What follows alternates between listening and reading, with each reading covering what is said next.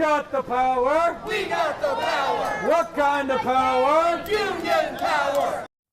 Union power, conflict between King Soopers and its employees union. This is the second day of the strike against the grocery chain. About 9,000 King Soopers employees walked off on Wednesday and stores stayed open behind picket lines. King Soopers says that the union is refusing to meet and negotiate. 9 News reporter Darius Johnson is at the store in Broomfield this morning, one of the stores there. And Darius, employees say the strike planned for 3 weeks. They say it could go longer. Gary, Corey, and Natasha, thousands of employees are across the state are sticking it out for day 2 of what's expected to be a 3-week strike. But as you said, it could last a lot longer. If you're headed to some of these stores today, the 80 stores impacted, you may be met with this. Easily take a look. You can see that there are about a handful of employees here this morning who have swapped work for the picket line until the store and the company can come to an agreement. The union says members want higher wages, better benefits, and safety improvements in their stores. King Soopers management says their final offer Tuesday included a $170 million investment over the next 3 years, which included higher wages and bonuses. The union rejected that offer, although the store says that that new offer has the most significant wage investment in company history. It also wants to allow members to vote on it. Now, this delayed agreement is impacting nearly 80 locations across Colorado, but employees still say it's not enough. I feel like some of the stuff that the company is offering isn't very fair.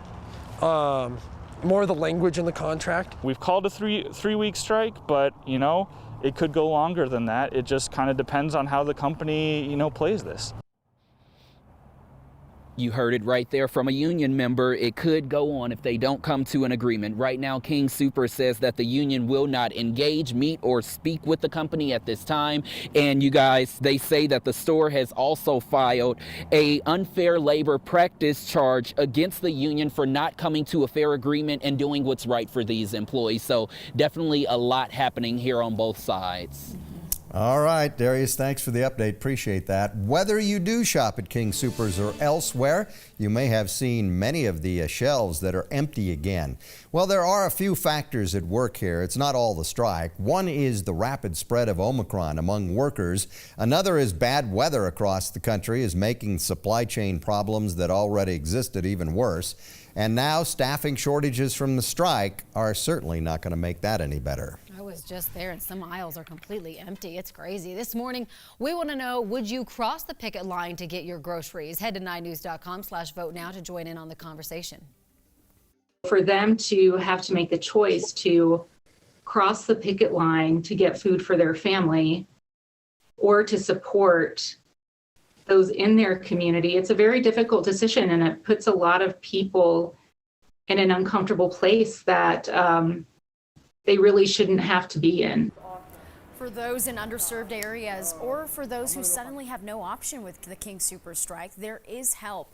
Denver Food Rescue offers a number of food services, including affordable groceries delivery, and they've also collaborated with Bondadosa for affordable grocery delivery service with no minimum order requirements, delivery fees, or membership fees. They accept SNAP benefits as a payment method, and we've got all the information on that on 9news.com. All right, returning to the poll, we've been asking you this morning, would you cross the picket line to shop at King Soopers? Looks like most people say no. Right. Yeah. 68% say no, 32% say yes. We have a full breakdown on our website about what King Soopers employees are asking for, what the latest offer was as well. It really breaks it down to make it you understand a little bit more about what's going on back and forth. Yep, absolutely. And it'd be good to look at that if you're not familiar with it.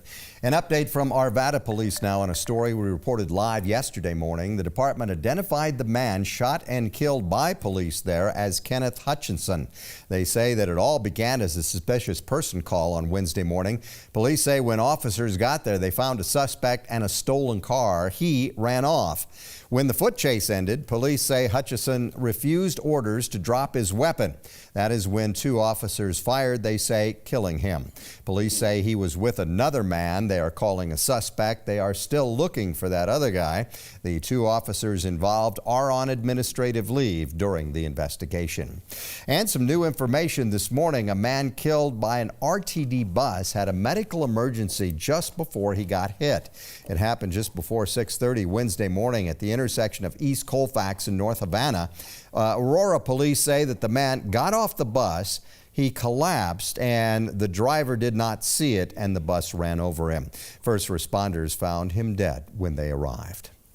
New this morning, a lawsuit now accuses a Michigan school district and its employees of not doing enough to prevent a deadly school shooting, even after the suspect showed multiple red flags. 4 students were killed and 7 other people were hurt in November at Oxford High School. The family of 2 sisters who survived have filed the lawsuit. An attorney representing the school district said its personnel have fully cooperated with the investigation. 77, that is the new total number of charges for the man accused of ramming his SUV into a Waukesha, Wisconsin Christmas parade. Darrell Brooks faces first-degree intentional homicide and use of a dangerous weapon, among many other charges.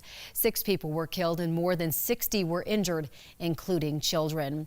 The Rust movie armorer is now suing the film's gun and ammo supplier after the fatal shooting on set back in October. In the complaint, Hannah Gutierrez-Reed points the finger at PDQ Arm and Prop Store and its founder, Seth Kenny. She claims Kenny sold her dummy ammunition with live rounds mixed into it.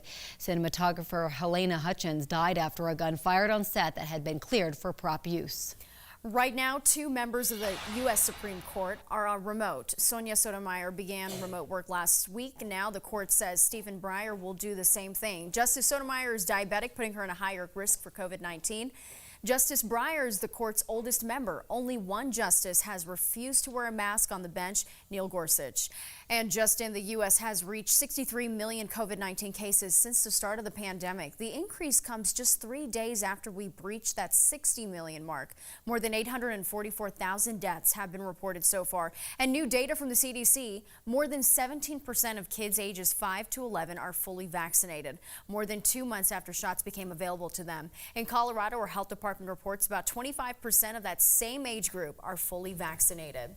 And as the dominant variant, Omicron, continues to spread, there have been some calls for people to switch from those cloth masks to higher grade N95 and even KN95 masks. Yeah, the CDC says it is not changing its mask recommendations, though, and will continue to stick by the advice that any mask is better than no mask. Coming up at 6:30 this morning, we're going to break down the COVID situation more here in Colorado.